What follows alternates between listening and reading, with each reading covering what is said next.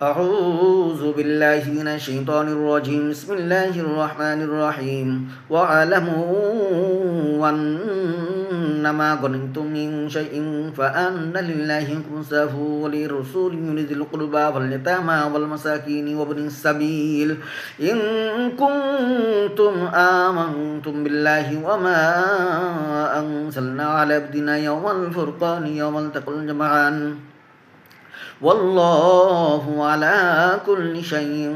قدير إذا أنتم بالعدوة الدنيا وهم بالعدوة القصوى والركب أسفل منكم ولو تواعدتم لاختلفتم في الميعاد ولكن ليقضي الله أمرا كان مفعولا ليهلك من هلك عن بينة ويحيى من حيا عن بينة وإن الله لسميع عليم إذ يريكهم الله في منامك قليلا ولو أراكهم كثيرا لفشلتم ولتنازعتم في الأمر ولكن الله سلم إنه عليم بذات الصدور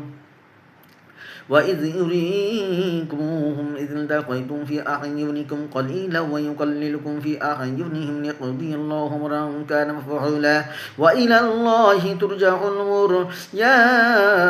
أيها الذين آمنوا إذا لقيتم فئة فاثبتوا واذكروا الله كثيرا لعلكم تفلحون